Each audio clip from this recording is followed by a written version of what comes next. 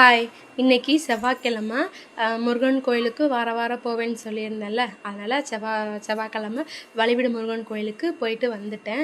ஒரு சின்ன கிளிப் தான் எடுத்து இதில் நான் ஆட் பண்ணியிருக்கேன். அப்புறம் நான் வந்து எப்போதுமே செவ்வாய்க்கிழமை காலையில் சுக்கிரஹோரை 6 to 7 தான் போடுவேன். இன்றைக்கி வந்து போட முடியல. அதனால் மதியம் 1 to 2 நான் வெற்றிலை தீபம் போட்டேன்.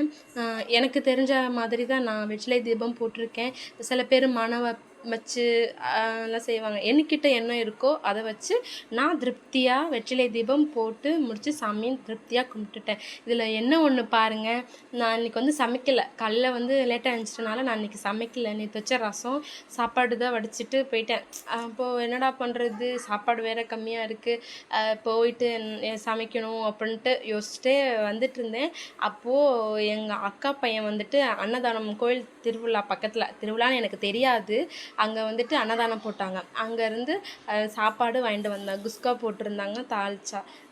சாப்பிட்டுட்டு கோயில் போயிட்டு வந்துட்டு ஒரு 10 நிமிஷத்தில் இது நடந்தது.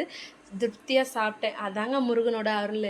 என்றைக்குமே நினச்சோம்னா அவர் நம்மளை கைவிடவே மாட்டார். என் விஷயத்தில் நிறையா நேரத்தில் நான் உணர்ந்திருக்கேன். வீட்டில் வந்துட்டு நான் எப்போதுமே இந்த மாதிரி தான் வெற்றிலை தீபம் போட்டு கும்பிடுவேன். பிரசாதமாக லட்டு தான் வச்சுருந்தேன். நான் சிம்பிளாக தான் இருக்கும் என்னோட வெற்றிலை தீபம். எப்போதுமே பாலபிஷேகம் வாரம் நான் பண்ணிடுவேன். இது என்னோடய 2வது வார வெற்றிலை தீப வழிபாடு.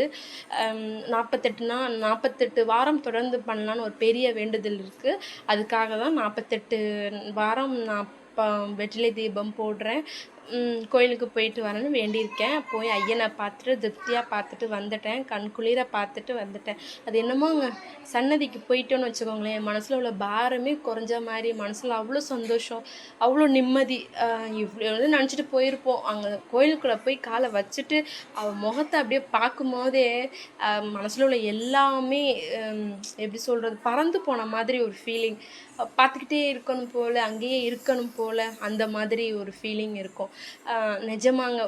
நீங்கள் உணர்ந்தீங்கன்னா கமெண்டில் யாரெல்லாம் அப்படிலாம் உணர்ந்திருக்கீங்கன்னு கமெண்டில் சொல்லுங்கள். ஓகேங்களா? பாலபிஷேகம் மட்டும்தான் நான் செஞ்சேன். எப்போதும் பால், மஞ்சள், குங்குமம் அபிஷேகம் பண்ணுவேன். இன்றைக்கி வந்துட்டு வெறும் பாலபிஷேகம் மட்டும் பண்ணி முருகனை வந்துட்டு அலங்கரித்து வச்சு வெற்றிலை தீபம் போட்டாச்சு. கஷ்டமாக இருந்தது, காலையில் போடலையே, போடுற வரைக்கும் மனசு எப்படி சொல்கிறது, மனசு ஒரு மாதிரி கஷ்டமாகவே இருந்தது. ஐயோ என்னடா இன்னும் வெற்றிலை தீபம் போடல. போட்டதுக்கு அப்புறம் தாங்க மனசே நிறைவாக இருக்க மாதிரி இருக்குது. அப்புறம் அதனால் ஐயனை நினச்சிட்டிங்கன்னு வச்சுக்கோங்களேன், எந்த கஷ்டமாக இருந்தாலும் பறந்து போயிடும். சோதனை கொடுப்பான், நான் இல்லைன்னு நான் சொல்லலை. எனக்கே பல சோதனை இருக்குது, இன்னமும் இருக்குது. இருந்தாலும் நான் அவனை தான் நம்பிட்டுருக்கேன். என் கூட இருக்கிறத நான் உணர்கிறேன். அதே மாதிரி நீங்களும் நம்புங்க. கண்டிப்பாக நீங்கள் நினச்சது எல்லாம் நிறைவேறும். நானும் எல்லா வேண்டுதலும் நிறைவேறணும் சாமிக்கிட்ட நல்லபடியாக வேண்டியாச்சு, முருகன்கிட்ட வேண்டியாச்சு. கண்டிப்பாக நடக்கும். எப்போதுமே செவ்வாய்க்கிழமை ஒரு 2 வாரமாக தான் நான் சாரீ கட்டிகிட்ருக்கேன். அது ரொம்ப பிடிச்சி போச்சு. அதனால் ஐயனை பார்க்க போது மட்டும் கோயிலுக்குன்னு போனால் புடவை கட்டலான்னு இன்னி முடிவு பண்ணி வச்சுருக்கேன். நல்லா இருக்கான்னு கமெண்டில் சொல்லுங்கள்.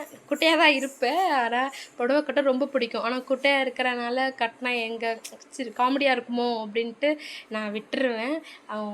அவ்வளோதாங்க வீடியோ. நல்லபடியாக வெற்றிலை தீபம் போட்டு முடிச்சுட்டேன். பாப்பா வந்து அந்த லட்டை எடுக்கிறதுக்காக நின்றுட்டே இருந்தேன். அம்மா எடுத்துக்கவா அப்படின்ட்டு.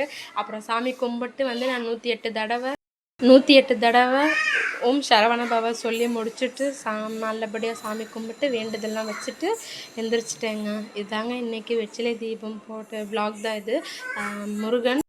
முருகன் என்னோட இஷ்ட தெய்வம்.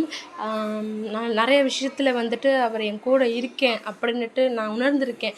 அதனால தான் சொல்கிறேன், கண்டிப்பாக அவர் மேலே நம்பிக்கை வைங்க. கண்டிப்பாக நீங்கள் நினச்சது உண்மையாக நம்பிக்கையோடு இருந்தால் கண்டிப்பாக நடக்கும். ஓகேங்களா? பாய். நெக்ஸ்ட் விலாகில் பார்க்கலாம். வீடியோ பிடிச்சிருந்தா சப்ஸ்கிரைப் பண்ணுங்கள். பாய்.